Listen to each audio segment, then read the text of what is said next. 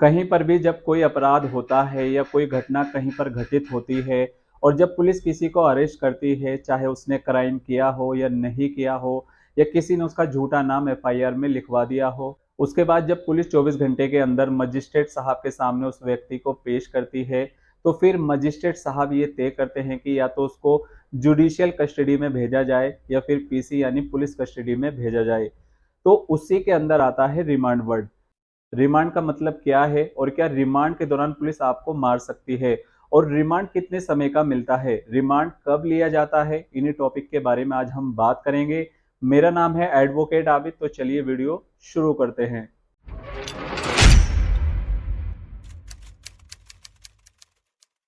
कोई भी व्यक्ति जिसको कानून की नॉलेज नहीं है या जिसका कभी पुलिस से वास्ता नहीं पड़ा है या फिर वो पुलिस या कानून की कार्रवाई के बारे में नहीं जानता है, तो उसके सामने जब ये रिमांड वर्ड आता है तो इस रिमांड वर्ड से सब डर जाते हैं। उन्हें सिर्फ यही पता है कि रिमांड का मतलब होता है पुलिस द्वारा बहुत ज्यादा मारना पीटना या पुलिस स्टेशन में टॉर्चर करना। ऐसा काफी लोग सोचते हैं और काफी लोगों ने मुझसे कई बार पूछा है कि क्या रिमांड पर पुलिस बहुत ज्यादा मारपीट करती है, लेकिन ऐसा नहीं है। क्योंकि रिमांड का मतलब होता है अपराधी से पूछताछ करना। क्योंकि रिमांड पर पुलिस आपसे सिर्फ पूछताछ कर सकती है, आपके साथ मारपीट नहीं कर सकती। और अगर पुलिस आपके साथ पुलिस स्टेशन में मारपीट करती है या कहीं भी जब आप पुलिस कस्टडी में हो, तो ये पूरी तरह से इलीगल है। तो इसका सीधा मतलब ये है कि पुलिस आपके साथ किसी भी सूरत में मारपीट नहीं कर सकती।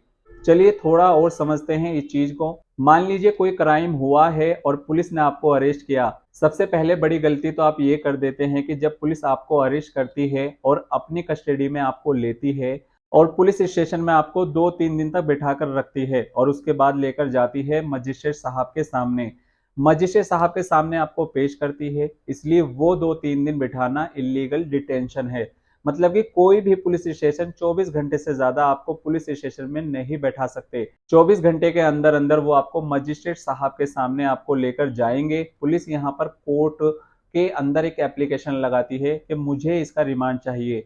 हमेशा पुलिस ज्यादा दिन का रिमांड मांगती है और तब मजिस्ट्रेट साहब ये तय करते हैं कि रिमांड देना है या नहीं।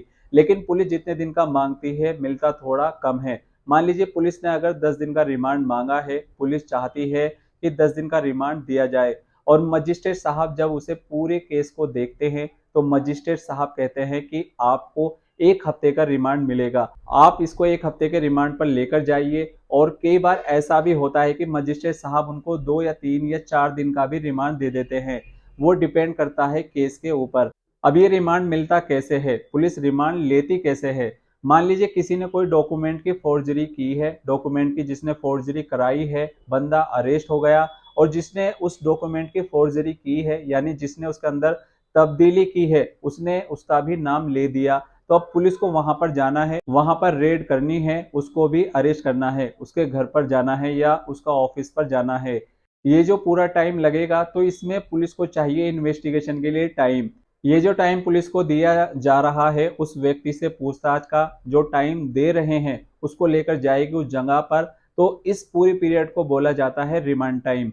और अगर इस रिमांड टाइम के दौरान पुलिस आपके साथ मारपीट करती है और आपके साथ अमानवीय व्यवहार करती है, क्योंकि कई बार ऐसा भी हमने देखा है कि पुलिस उस व्यक्ति के साथ ऐसा व्यवहार करती है कि उसे टाइम पर खाना तक भी नहीं देती है और बहुत बदबूदार जगह पर उसको सुलाती है। तो अगर आपके साथ भी कोई भी अमानवीय व्यवहार हो रहा है पुलिस कस्टडी में, तो यहाँ पर सुप्रीम कोर्ट ने एक जजमेंट दिया था इसी सिचुएशन पर, DK Basu versus state of West Bengal. और इस केस में सुप्रीम कोर्ट ने कहा था कि ऐसे केसेस में पुलिस आपको अरेस्ट तो कर सकती है लेकिन आपके साथ अमानवीय व्यवहार नहीं कर सकती। दोस्तों आर्टिकल 21 कॉन्स्टिट्यूशन ऑफ इंडिया में आपका जो फंडामेंटल राइट है आपको मिलता है, उसको कोई आपसे छीन नहीं सकता। जिसे पुलिस कस्टडी में रात भर आपको सोने ना देना, क्योंकि कई बार ऐसा भी होता है कि पुलिस आपको सोने नहीं देती है, बार बार आपको उठा देती है। तो अगर ऐसा होता है तो ये भी गलत है, क्योंकि सोने का अधिकार भी आर्टिकल 21 में आपको दिया गया है। और अगर रिमांड के समय पर पुलिस आपके साथ मारपीट करती है तो पुलिस जो आपसे चाहती है वो सारी चीज आप बोल दे, क्योंकि अगर पुलिस आपको डरा धमका के या कोई प्रलोभन देकर आपसे कोई स्टेटमेंट लिखवा रही है या आपसे कुछ बुलवा रही है, तो वो सब चीजें कोर्ट में एडमिसिबल नहीं है। इसलिए आप ये मत सोचना कि आप जो भी पुलिस के सामने लिख कर देते हैं या किसी डॉक्यूमेंट पर साइन करते हो या बोलते हो वो सब आपके अगेंस्ट होंगे और आप जेल से नहीं छूटेंगे। तो ऐसा नहीं है, जो भी वकील साहब आपकी बेल कोर्ट में लगाएंगे बिल्कुल आप छूट जाएंगे, डरने की बिल्कुल आपको जरूरत नहीं है। और मेरा सजेशन आपको यही होगा कि पुलिस अगर आपके साथ अमानवीय व्यवहार करे तो उस समय बिल्कुल भी आप उसका विरोध ना करें, क्योंकि आपका भी वक्त आएगा। अब आगे क्या होता है, मान लीजिए 2 या 3 दिन के बाद पुलिस आपको लेकर सीधा मजिस्ट्रेट साहब के सामने, तो जिन लोगों को कभी जेल हुई है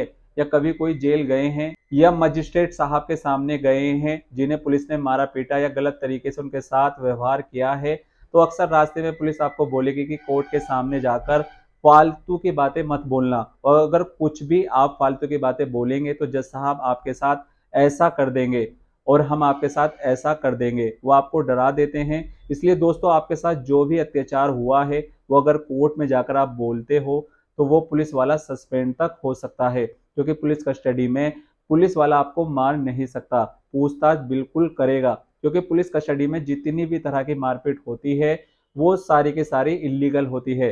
अगर पुलिस प्यार से कुछ आपसे पूछ रही है तो आप उसका जवाब नहीं देते हैं तो पुलिस हमेशा सख्ती का इस्तेमाल करती है और साथ में रूड बिहेवियर का इस्तेमाल भी करती है ताकि आप कुछ बोल सकें। सो गाइस, अब तो आप समझ गए होंगे कि रिमांड का मतलब क्या है। रिमांड का मतलब ये नहीं है कि पुलिस आपके साथ मारपीट करे। पुलिस आपसे रिमांड के समय सिर्फ पूछताछ कर सकती है। और अगर अब भी आपके मन में कोई क्वेश्चन है तो आप कमेंट बॉक्स में कमेंट करके हमसे पूछ सकते हैं।